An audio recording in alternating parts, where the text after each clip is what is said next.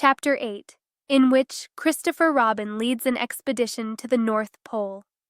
One fine day, Pooh had stumped up to the top of the forest to see if his friend Christopher Robin was interested in bears at all. At breakfast that morning, a simple meal of marmalade spread lightly over a honeycomb or two, he had suddenly thought of a new song. It began like this: "Sing ho for the life of a bear." When he had got as far as this, he scratched his head and thought to himself, "That's a very good start for a song, but what about the second line?"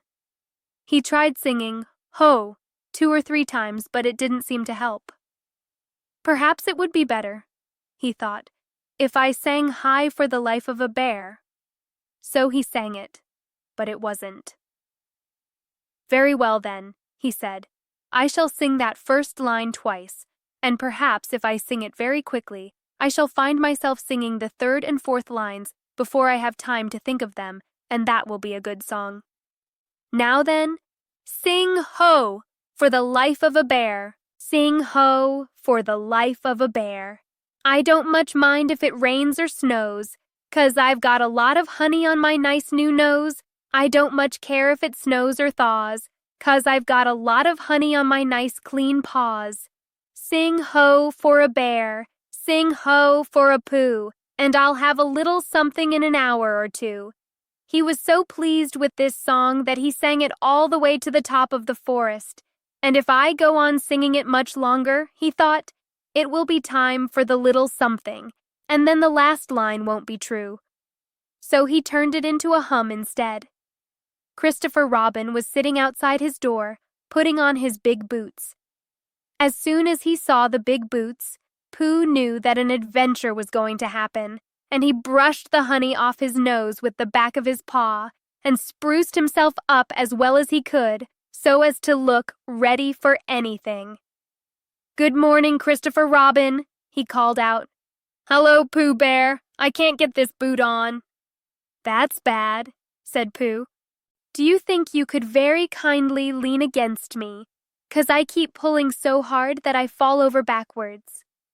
Pooh sat down, dug his feet into the ground, and pushed hard against Christopher Robin's back, and Christopher Robin pushed hard against his, and pulled at his boot until he had got it on. "And that's that," said Pooh. "What do we do next?" "We are all going on an expedition," said Christopher Robin as he got up and brushed himself. "Thank you, Pooh." "Going on an expedition?" said Pooh eagerly. "I don't think I've ever been on one of those. Where are we going to on this expedition?" "Expedition, silly old bear. It's got an X in it." "Oh," said Pooh. "I know." But he didn't really. "We're going to discover the North Pole." "Oh," said Pooh again. "What is the North Pole?" he asked. "It's just a thing you discover," said Christopher Robin carelessly, not being quite sure himself. "Oh, I see," said Pooh. "Are bears any good at discovering it?" "Of course they are, and Rabbit and Kanga and all of you. It's an expedition. That's what an expedition means. A long line of everybody. You'd better tell the others to get ready while I see if my gun's all right. And we must all bring provisions." "Bring what?" "Things to eat." "Oh," said Pooh happily. "I thought you said provisions. I'll go and tell them." And he stumped off. The first person he met was Rabbit. "Hallo, Rabbit," he said. "Is that you?" "Let's pretend it isn't," said Rabbit, "and see what happens. I've got a message for you." "I'll give it to him." "We're all going on an expotition with Christopher Robin." "What is it when we're on it?" "A sort of boat, I think," said Pooh. "Oh, that sort." "Yes, and we're going to discover a pole or something. Or was it a mole? Anyhow, we're going to discover it." "We are we?" said Rabbit. "Yes, and we've got to bring things to eat with us, in case we want to eat them. Now I'm going down to Piglet's. Tell Kanga, will you?" He left Rabbit and hurried down to Piglet's house. The piglet was sitting on the ground at the door of his house blowing happily at a dandelion, and wondering whether it would be this year, Next year, sometime or never. He had just discovered that it would be never, and was trying to remember what it was, and hoping it wasn't anything nice, when Pooh came up. "Oh, Piglet," said Pooh excitedly. "We're going on an expotition, all of us, with things to eat, to discover something." "To discover what?" said Piglet anxiously. "Oh, just something." "Nothing fierce?" Christopher Robin didn't say anything about fierce. He just said it had an X. "It isn't their necks I mind," said Piglet earnestly. "It's their teeth. But if Christopher Robin is coming, I don't mind anything." In a little while, they were all ready at the top of the forest, and the expedition started. First came Christopher Robin and Rabbit, then Piglet and Pooh, then Kanga with Roo in her pocket, and Owl, then Eeyore, and at the end, in a long line, all Rabbit's friends and relations. "I didn't ask them," explained Rabbit carelessly. "They just came. They always do. They can march at the end, after Eeyore." "What I say," said Eeyore, "is that it's unsettling. I didn't want to come on this expo, what Pooh said. I only came to oblige, but here I am, and if I am the end of the expo, what we're talking about, then let me be the end. But if, every time I want to sit down for a little rest, I have to brush away half a dozen of Rabbit's smaller friends and relations first, then this isn't an expo, whatever it is, at all. It's simply a confused noise. That's what I say." "I see what Eeyore means," said Owl. "If you ask me." "I'm not asking anybody," said Eeyore. "I'm just telling everybody. We can look for the North Pole, or we can play Here We Go Gathering Nuts in May with the end part of an ant's nest. It's all the same to me." There was a shout from the top of the line. "Come on!" called Christopher Robin. "Come on!" called Pooh and Piglet. "Come on!" called Owl. "We're starting," said Rabbit. "I must go." And he hurried off to the front of the expedition with Christopher Robin. "All right," said Eeyore. "We're going, only don't blame me." So off they all went to discover the pole. And as they walked, they chattered to each other of this and that, all except Pooh, who was making up a song. "This is the first verse," he said to Piglet when he was ready with it. "First verse of what?" "My song." "What song?" "This one." "Which one?" "Well, if you listen, Piglet, you'll hear it." "How do you know I'm not listening?" Pooh couldn't answer that one, so he began to sing. They all went off to discover the pole, Owl and Piglet and Rabbit and all. It's a thing you discover, as I've been told by Owl and Piglet and Rabbit and all. Eeyore, Christopher Robin, and Pooh and Rabbit's relations all went too. And where the pole was, none of them knew. Sing hey for Owl and Rabbit and all. "Hush," said Christopher Robin, turning round to Pooh. "We're just coming to a dangerous place." "Hush," said Pooh, turning round quickly to Piglet. "Hush," said Piglet to Kanga. "Hush," said Kanga to Owl, while Roo said "hush" several times to himself very quietly. "Hush," said Owl to Eeyore. "Hush," said Eeyore in a terrible voice to all Rabbit's friends and relations. And "hush," they said hastily to each other all down the line, until it got to the last one of all. And the last and smallest friend and relation was so upset to find that the whole expedition was saying "hush" to him, that he buried himself head downwards in a crack in the ground, and stayed there for 2 days until the danger was over, and then went home in a great hurry, and lived quietly with his aunt ever afterwards. His name was Alexander Beetle. They had come to a stream which twisted and tumbled between high rocky banks, and Christopher Robin saw at once how dangerous it was. "It's just the place," he explained, "for an ambush." "What sort of bush?" whispered Pooh to Piglet. "A gorse bush?" "My dear Pooh," said Owl in his superior way, "don't you know what an ambush is?" "Owl," said Piglet, looking round at him severely. Pooh's whisper was a perfectly private whisper, and there was no need. "An ambush," said Owl, "is a sort of surprise." So is a gorse bush sometimes, said Pooh. An ambush, as I was about to explain to Pooh, said Piglet, is a sort of surprise. If people jump out at you suddenly, that's an ambush, said Owl. It's an ambush, Pooh, when people jump at you suddenly, explained Piglet. Pooh, who now knew what an ambush was, said that a gorse bush had sprung at him suddenly one day when he fell off a tree, and he had taken 6 days to get all the prickles out of himself. We are not talking about gorse bushes, said Owl a little crossly. I am, said Pooh. They were climbing very cautiously up the stream now, going from rock to rock, and after they had gone a little way, they came to a place where the banks widened out at each side, so that on each side of the water there was a level strip of grass on which they could sit down and rest. As soon as he saw this, Christopher Robin called "Halt," and they all sat down and rested.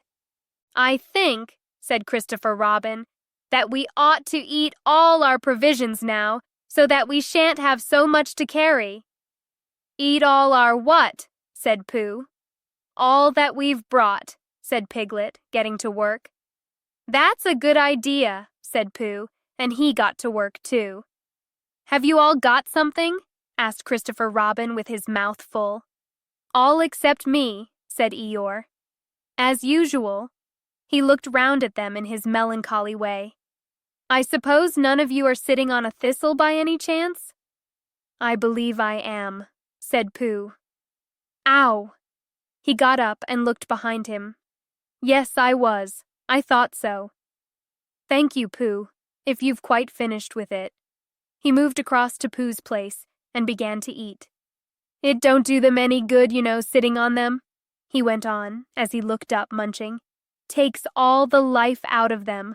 Remember that another time, all of you. A little consideration, a little thought for others makes all the difference. As soon as he had finished his lunch, Christopher Robin whispered to Rabbit, and Rabbit said, Yes, yes, of course, and they walked a little way up the stream together. I didn't want the others to hear, said Christopher Robin. Quite so, said Rabbit, looking important. I wondered. It's only, Rabbit, I suppose you don't know. What does the North Pole look like? Well, said Rabbit, stroking his whiskers, now you're asking me. I did know once, only I've sort of forgotten, said Christopher Robin carelessly. It's a funny thing, said Rabbit, but I've sort of forgotten too, although I did know once. I suppose it's just a pole stuck in the ground?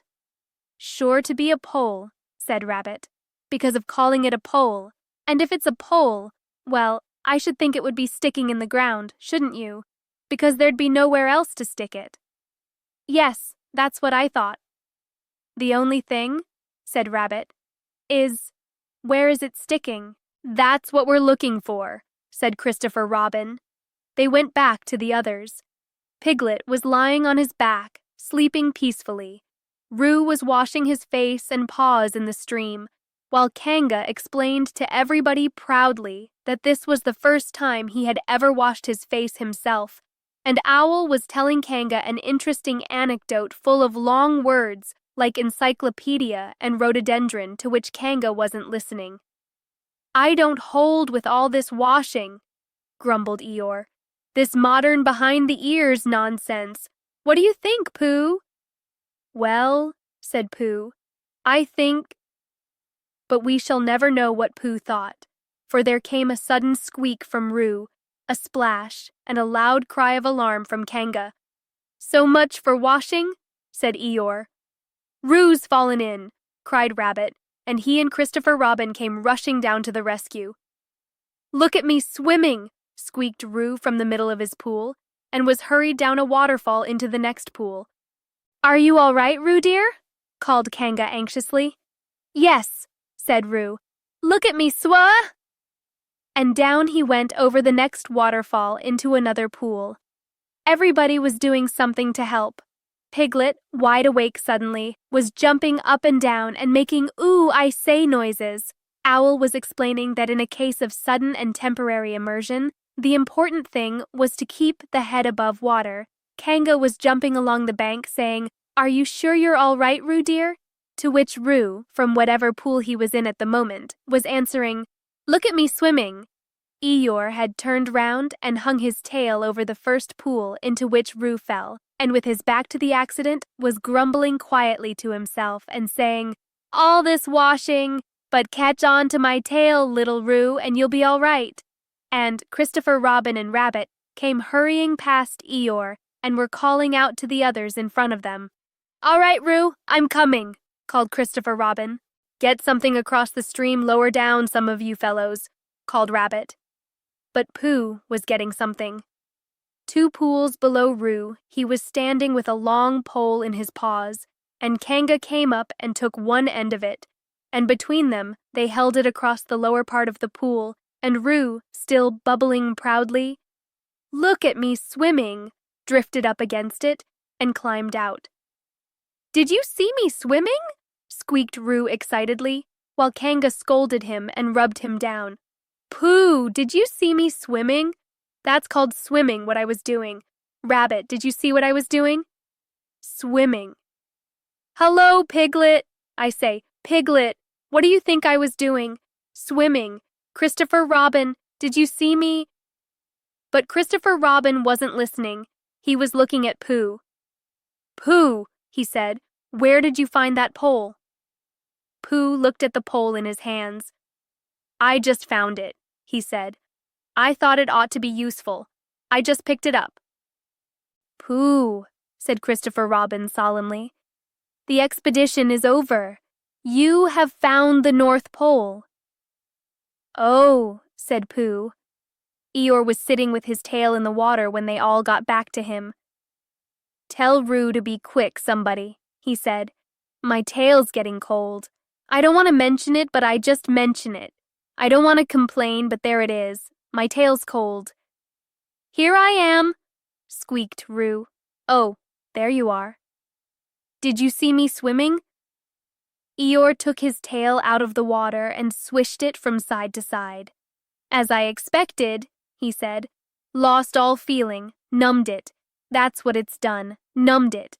Well, as long as nobody minds, I suppose it's all right." "Poor old Eeyore. I'll dry it for you," said Christopher Robin, and he took out his handkerchief and rubbed it up. "Thank you, Christopher Robin. You're the only one who seems to understand about tails. They don't think. That's what's the matter with some of these others. They've no imagination. A tail isn't a tail to them. It's just a little bit extra at the back." "Never mind, Eeyore," said Christopher Robin, rubbing his hardest. "Is that better?" "It's feeling more like a tail, perhaps. It belongs again, if you know what I mean." "Hello, Eeyore," said Pooh, coming up to them with his pole.